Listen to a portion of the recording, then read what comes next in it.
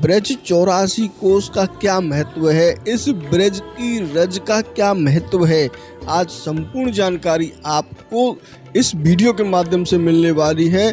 आप इस वीडियो को अंत तक देखें जिससे आपको ये पता चल सके आखिरकार इतने लोग, इतने यात्रीगण इस ब्रज 84 कोस की परिक्रमा को करने के लिए क्यों उमड़ पड़ते हैं।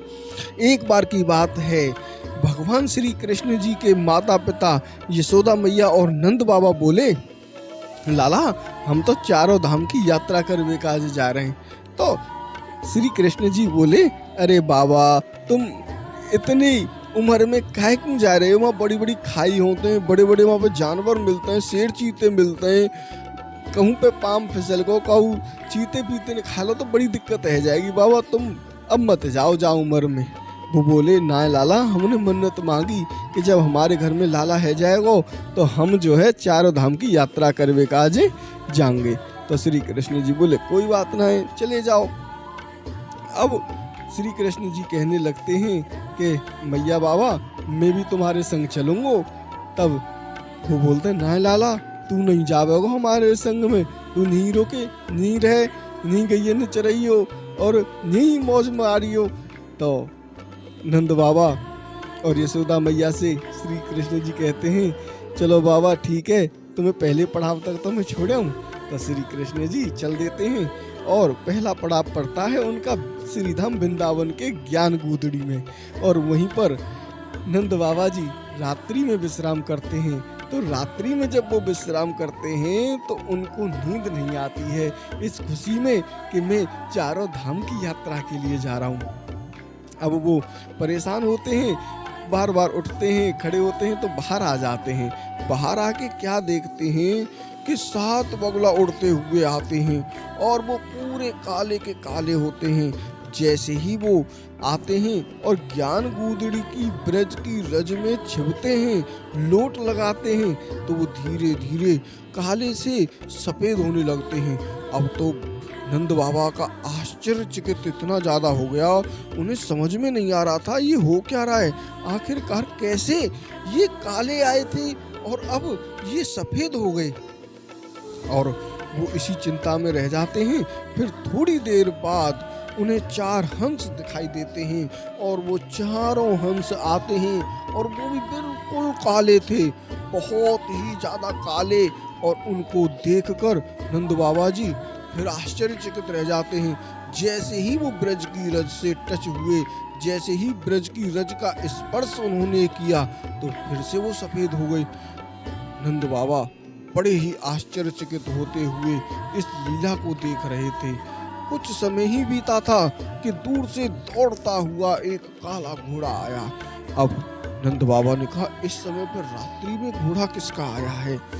जैसे ही वो घोड़ा आया और वो उल्टा होके लेट मारने लगा, ब्रज की रज में लौटने लगा और वो भी सफेद हो गया। नंद बाबा से रहा नहीं गया और वो उसके पास चले गए और बोले, अरे देवतागण आप कौन हैं, मैं आपको प्रणाम करता हूँ, मैं आपको नमस्कार करता हूँ।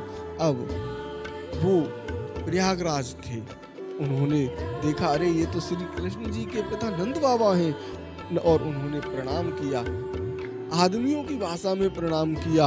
अब तो नंद बाबा बोले, अरे महाराज आप कौन हैं, और ये अभी तो आप काले थे, काले से सफेद कैसे हो गए, क्या लीला है, महाराज हमें अवगत जरूर कराएं।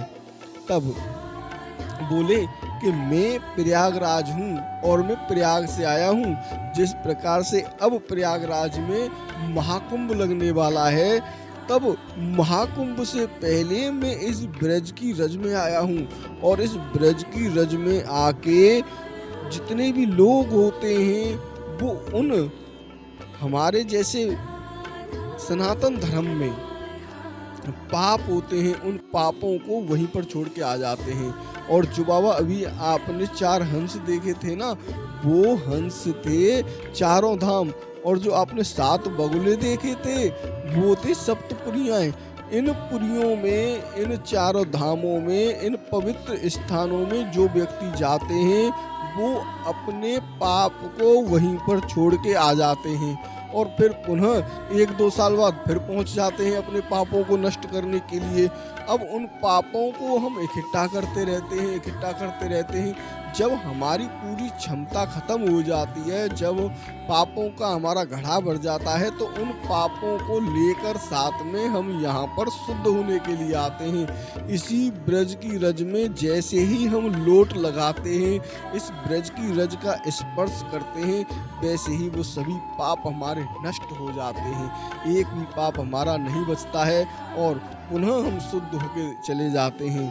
तो सप्तपुरियाँ भी आईं, चारों धाम भी आए, और इस प्रकार से मैं भी स्वयं प्रयागराज भी यहाँ पर इसी शुद्धिकरण के लिए आया हूँ। अब तो नंद बाबा की सब कुछ समझ में आ गया कि अरे हमारी इस ब्रज की माटी में, ब्रज की रज में जब चारों धाम आ रहे हैं, सप्तपुरियाँ आ रही हैं और इस रज में आकर लेट लगाने से वो पापों को नष्ट कर रहे हैं, तो फिर मैं भला क्या करूँगा जाके उस चारों धाम की यात्रा के लिए। मैं भी यहीं पर लोट लगा लेता हूँ। हमारे तो हजारों साल के पुण्य जन्म हैं जो हमें इस ब्रज की रज में जन्म मिला। अभी आप ये देख रहे हैं, ये यात्रा जय गुरुदेव मंदिर पर पहुंच चुकी है। जय गुरुदेव मंदिर से अब ये यात्रा मधुबन के लिए पहुंचेगी और यहीं पर ये छात्राएं नृत्य करती हुई, घूमती हुई चल रही हैं। लगभग 15 किलोमीटर का ये रास्ता तय करके आए हैं। सुबह 4 बजे से चल रहे हैं और महाराज अब 11 बज रहे हैं और शुरू से लेकर अंत तक ये बालिकाएं ऐसे ही नृत्य करती हुई चलती हैं और बड़ा ही आनंद रस इस ब्रज की यात्रा करने में आता है। रमेश बाबा जी की ये भव्य यात्रा है। वास्तविक ब्रज से मिलाने का सौभाग्य प्राप्त हुआ है इन 20,000 व्यक्तियों को, जो यात्रीगण देश और विदेश से आए हैं और इस भव्य यात्रा को कर रहे हैं। कितना अलौकिक और दिव्य ये दृश्य है। इस यात्रा को करने के लिए देवता भी तरसते हैं। तो ब्रज 84 कोस की यात्रा में आपको चारों धाम भी मिलेंगे। अब ये यात्रा चारों धाम के लिए प्रस्थान कर जाएगी। ब्रज के कामा क्षेत्र में बद्रीनाथ, केदारनाथ, यमुनोत्री, गंगोत्री, लक्ष्मण झूला और अनेकों ऐसे रहस्यमयी स्थान हैं जो पूरे विश्व के जितने भी तीर्थ हैं वो सभी इस चतुर्मास में आके इस ब्रज धाम में निवास करते हैं और उन सभी तीर्थों का ये परिक्रमा करते हैं।